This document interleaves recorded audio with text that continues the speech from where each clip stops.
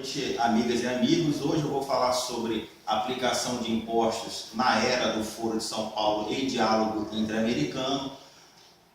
Vou falar como é que funciona o esquema e vou falar um pouquinho sobre o nosso ministro do STF. Tá? Começando aqui, novamente, aquele mesmo assunto que eu expliquei para vocês da outra vez. Aplicação de impostos. Mas eu vou falar em relação ao Foro de São Paulo e diálogo interamericano. O Foro de São Paulo, para quem não lembra, os partidos signatários é o PT, PDT, PSOL, PCdoB e diálogo interamericano é o PSDB, do seu FHC, Aécio Neves e por aí vai. Então, como que funciona? O Estado recolhe 100% dos impostos. Passa parte desses impostos para uma reserva técnica, faz o repasses que vai para estados, municípios, programas e tudo mais. Uma parte vai para o governo, outra parte para a infraestrutura, outra parte para a dívida externa, outra parte para a dívida interna e outra parte para programas sociais. Eu coloquei em azul aqui como que funcionava na época do governo militar. Então, nós vamos voltando aqui. O Estado recolhia 100% dos impostos, colocava 10% em reserva, aplicava 60% em infraestrutura e os outros 30% para repasses, governo, dívida externa, dívida interna e programas sociais. Como que é no governo agora comunista? Reserva nada, porque o país está quebrado. Infraestrutura 10%, que é só para fazer maquiagem, pintar rodapé de meio fio e outras coisas assim, porque não se construiu nenhuma rodovia, ferrovia, hidrelétrica, não se construiu nada. E 40% para repasses, dívida externa, dívida interna, programas sociais, governo, aumentou 40%, de 30% para 40%. Isso é bom? Não, porque tem muita gente no programa social. Mas observem aqui, aonde que foi parar 50% do nosso dinheiro? Vamos voltando aqui novamente. Na época do governo militar, 10% de reserva, 60% em infraestrutura. Infraestrutura por si só já gera emprego, renda, impostos. O país ficou constantemente em obra durante 21 anos, com toda a população empregada. Praticamente não tinha ninguém em programa social. Poucas vezes chegou no teto de 5% da população economicamente ativa. O Brasil tem 201 milhões de habitantes e tem apenas 90 milhões, que é a população economicamente ativa. São aquelas pessoas aptas a trabalhar. Criança não pode trabalhar. Pessoas com muita idade também não. Então, 201 milhões de habitantes, nós temos 90 milhões na população economicamente ativa. Hoje, nos programas sociais, nós temos 60% da população economicamente ativa, dependendo de programas sociais. E não se faz nada de infraestrutura. Relembrando, na infraestrutura, toda a energia elétrica disponível hoje no Brasil veio da época do governo militar. Todas as rodovias federais, todas as ferrovias, todos os portos, tudo foi construído na época do governo militar. E não é historinha não, vocês podem consultar, tá? No caso está na internet, onde vocês aí quiserem consultar, ou em livros. Essa parte aqui de repasses, isso aqui é uma coisa normal. Governo federal passa dinheiro para estados, municípios, programas e tudo mais. Aqui no governo é o funcionalismo público em geral. Ministério da Defesa, da Saúde, Educação e por aí vai. Sendo que na época do governo militar, esse pontinho preto aqui são os cargos comissionados. Hoje está esse gigante aqui, ó, puxudo, enorme, grande, gordo. São várias pessoas formadas em ciências ocultas e letras apagadas, que não sabem de nada da vida, mas estão lá para ganhar o nosso dinheiro. O presidente Lula, ele se gaba de ter zerado a dívida externa, pagou toda a dívida externa e nós hoje só temos a dívida interna. Relembrando, a dívida externa é paga para bancos no exterior. Como o Lula não tinha o poder de mandar nesses bancos no exterior, cujos juros era bem baixinho, 2% ao ano, ele resolveu pagar a dívida externa para ficarmos com a dívida interna, onde os juros é 10% ao mês, pior ainda, né? E o gerente, o dono daqueles bancos todos, é amiguinho dele, pode fazer um caixa 2 para ele aí tranquilamente. Então nós somos roubados diversas vezes aqui. Programas sociais, cargos comissionados, dívida interna, ou seja, só tem gente aqui, no caso, inteligente. Vamos entender então o que é o Foro de São Paulo e Diálogo Interamericano. Foro de São Paulo, o principal representante é Cuba, e Diálogo Interamericano, vou falar depois porque é mais complicado. Tá? Mas como é que funciona o Foro de São Paulo? A presidente Dilma, quando ela roubou o seu segundo mandato, ela falou que o Brasil pertence ao Foro de São Paulo. Gente, ninguém votou em Foro de São Paulo. Não estava na urna eletrônica, que não existe também, que ela é uma fraude, não estava na urna eletrônica Foro de São Paulo. Como é que funciona o Foro de São Paulo? Vamos ver como eles são bonzinhos com o Brasil. Lembra dos 50% do PIB que sumiu? Olha ele aqui, ó. Brasil contribui com 50% do PIB. Mais ou menos por aí. Se não fazem infraestrutura, esse 50% tem que estar em algum lugar.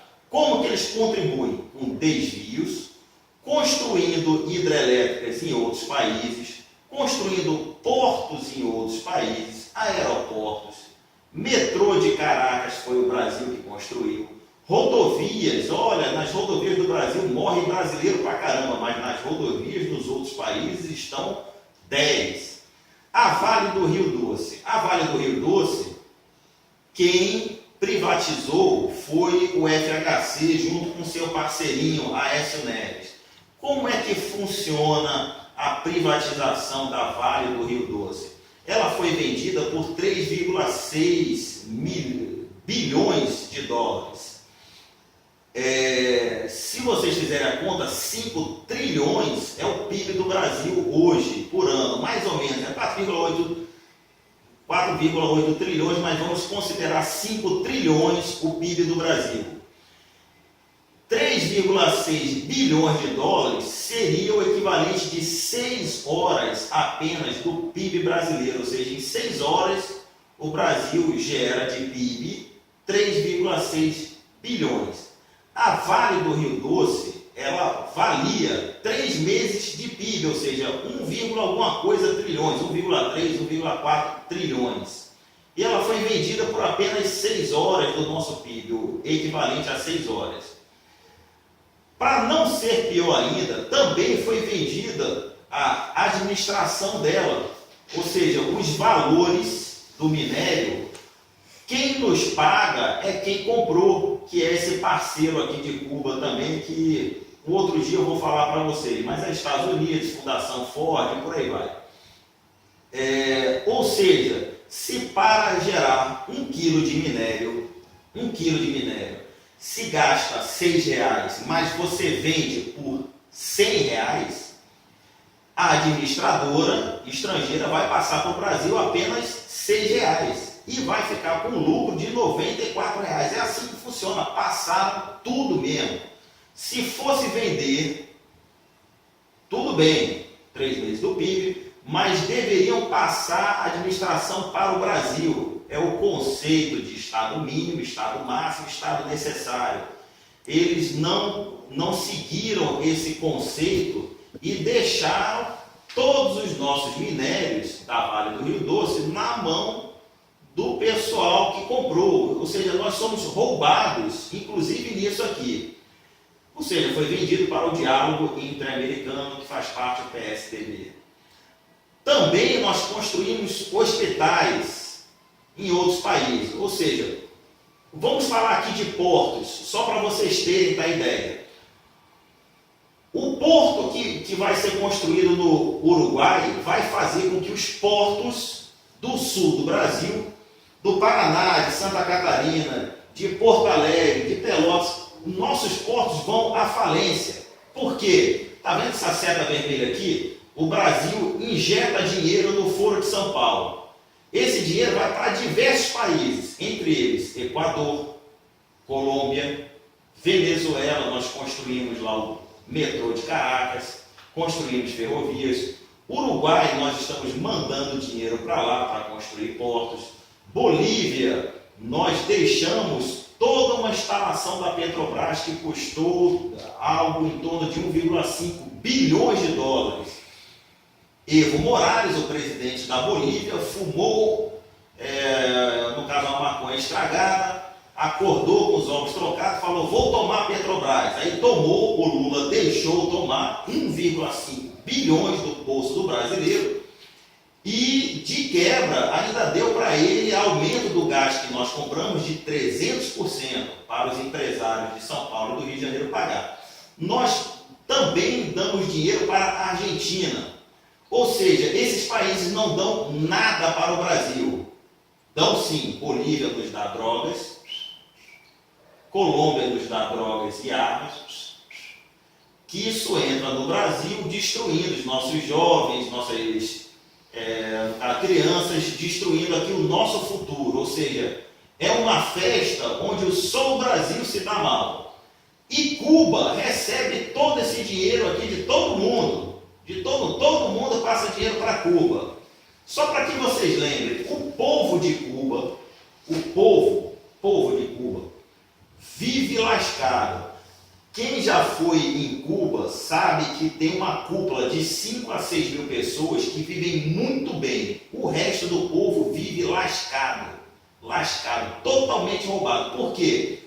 Fidel Castro precisa do povo pobre para colocar a culpa em alguém. Falar, tá vendo, meu povo está mal porque os Estados Unidos fez um cerco onde ele não compra nada de mim e eu não posso mandar e não posso comprar nada dele. Mas Cuba nunca foi impedido de fazer comércio nem com o Brasil, nem com o Peru, nem com ninguém. Eles deixam o povo morrendo à míngua porque isso faz parte da propaganda comunista. Precisa desenhar? Não, porque já está desenhado. Tá? Sobre esse assunto aqui, é só vocês voltarem a fita aí depois e dar uma consultada melhor. Vamos falar um pouquinho sobre o nosso ministro do STF. Gente, é um dos cargos mais importantes do Brasil. É vitalício, o cara fica lá até 70, 75 anos. Ou seja, tem que ser uma pessoa extremamente importante para estar nessa função. Ele tem que ter uma experiência pública e privada muito grande. Tem que ter um notório saber. Tem que ser sabatinado pelo Senado Federal. Todo o Senado Federal vai lá entrevistar o cara. Ver, pô, esse cara é bom, vamos conversar, qual é a sua experiência profissional. E aí vai. E escolhemos o Dias Toffoli. Dias Toffoli, ele é advogado do PT. Nunca passou em concurso público. Isso prova, só por si só, que nós não temos Senado Federal. Se aprovou esta figura aqui, Dias Toffoli, nós não temos Senado Federal. O Dias Toffoli foi ministro do STE, ele julgou o Mensalão, julgou a Lava Jato e é advogado do PT. Pelo Código de Processo Civil, ele estaria impedido de julgar Mensalão e Lava Jato, porque ele foi advogado do PT, gente. Isso é ilegal. E como presidente do STE, ele baixou leis onde ninguém poderia criticar o sistema eleitoral brasileiro. Ninguém poderia criticar, ninguém. Ele deveria receber os processos e ele mesmo julgaria os processos dele. E ele fez a contagem dos votos de forma secreta, o que é contra a lei também. Ele feriu o princípio da publicidade. Tá? Ele pediu transferência para julgar a Operação Lava Jato. Observe como Operação Lava Jato, ela é muito estranha no conceito dela. Dilma não está na lista por ser presidente. É, legal, muito bom. Mas o Lula também não está. Ué, ele já não é mais presidente. Ele não tem foro privilegiado. Observem o risco que o Brasil está correndo com esta figurinha aqui. Ele pode fazer duas coisas. Afastar todos os envolvidos, o que é legal, já que ele é ministro, foi sabatinado pelo Senado, e ele, indo julgar a Lava Jato, ele legalmente pode afastar todos os envolvidos.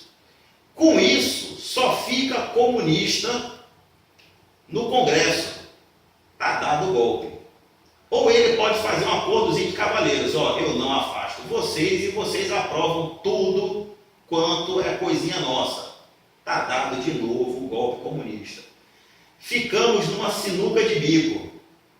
Ora, não sei se vocês viram, FHC está fazendo propaganda publicamente para ninguém ir para a Marcha da Família. Ele está falando, ele fez um vídeo, está na internet, dizendo que é contra a Marcha da Família, que é dia 28 de março. Disse, não faça isso.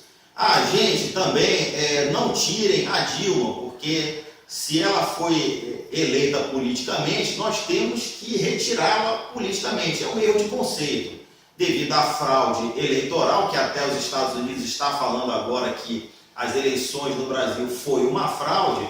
Então é um erro no início. Se ele fala que ela foi eleita politicamente, mentira, ela não foi eleita, foi uma fraude, né?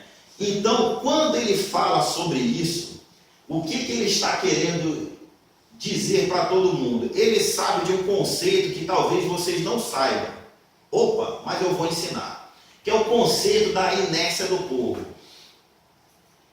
É igualzinho ao conceito da física, tá? A inércia é a capacidade de um corpo permanecer parado, tirando as forças de atrito e outras coisas assim. Vamos imaginar como sendo um fusquinha e um caminhão lotado de pedra pesando toneladas. Esse conceito da inércia do povo, ela é utilizada para o controle de massas. Como, por exemplo, povos que têm uma miscigenação muito pequena, como o povo russo, é um povo muito grande, mas ele tem uma miscigenação pequena. O povo da Venezuela, o povo da Bolívia, são povos que têm uma miscigenação muito pequena. Então, independente do tamanho deles, eles têm uma inércia pequena. É como se fosse você empurrar um fusquinha. É mais fácil, é mais fácil, não sei o quê. Então é mais fácil você controlar aquela massa com ideias simples. O povo brasileiro tem uma inércia muito grande. Nós temos uma miscigenação muito grande. Por isso o povo brasileiro é um dos povos mais bonitos do mundo. Nós cabemos aqui qualquer tom de pele, qualquer tipo de cabelo. Então a nossa inércia é muito grande. Você contar uma mentira que convença de norte a sul é mais difícil. Mas quando o povo descobre a verdade, começa a se movimentar, aí sim, é como você estivesse empurrando um caminhão enorme, muito pesado. É difícil, não sei o quê, mas quando ele começa a andar, ninguém para mais. Então, quando o povo souber da verdade e começar a caminhar e ir para as ruas para derrubar o poder, ninguém segura mais. Então, partindo desse princípio, o que ele está dizendo, FHC está dizendo? Que a manifestação de 2013, aquela que foi todo mundo em Brasília, amanhã vai ser muito maior, amanhã vai ser muito maior, o pessoal rompeu a inércia, mas não tinha a informação. Não sabia que estava sendo roubado e nem sabia como estava sendo roubado. Por isso nós fazemos vídeos aqui ensinando como eles estão nos roubando e tudo mais. Dessa vez, se o povo for para as ruas, rompeu a inércia, o povo já tem a informação. Por isso, a FHC e a Aécio e os partidos políticos estão extremamente preocupados. Eles estão orientando de norte a sul do Brasil. Olha, gente, Não leva nada sobre intervenção não, porque é feio, isso aqui eles estão querendo enganar vocês. Intervenção é legítimo. Eles sabem que a partir da hora que o povo romper nessa, for para a rua, ocupar Brasília, São Paulo, que tem quase 40% do PIB brasileiro, no Rio de Janeiro, e todo mundo sabendo, pô, eu estou sendo roubado, aí já era, perdeu o Playboy, cai todo mundo, cai todo mundo. Então, qual é a legalidade e a ilegalidade de impeachment, intervenção? O que eu quero que vocês saibam é o seguinte, que intervenção vai todo mundo continuar fazendo isso aqui. Aliás, impeachment, né, melhor dizendo, impeachment vai todo mundo continuar fazendo isso aqui. O porquê disso? Porque vai sair a Dilma, vai continuar os partidos políticos, todo mundo passando a perna, tranquilamente, mas só tirou uma pessoa. Só tirou uma pessoa. A intervenção, ela só é legal em um sentido. Tá? É o povo. O povo é soberano. O povo, ele é soberano. Tá? Então, o povo pode eleger para cargos temporários os políticos. E o povo soberanamente pode decidir, não quero mais ninguém aí, eu vou demitir todo mundo. E o povo soberanamente pode fazer isso utilizando uma ferramenta. Por isso, a intervenção ela não é objetivo, ela é o meio. Qual é a ferramenta que o povo pode utilizar para resolver este problema? As suas forças armadas. No Egito, como que foi feito isso? O povo foi para as ruas em 18 dias. Foi para as ruas, aí o governo mandou a polícia dar porrada neles e nada resolveu, eles continuaram nas ruas. Aí o governo inventou de mandar black bloc para causar tumulto, para dizer que o povo estava causando tumulto. Chegaram os black bloc lá, a polícia prendeu todo mundo, acabaram os black bloc, porque não tem estoque de black bloc em tudo quanto é canto.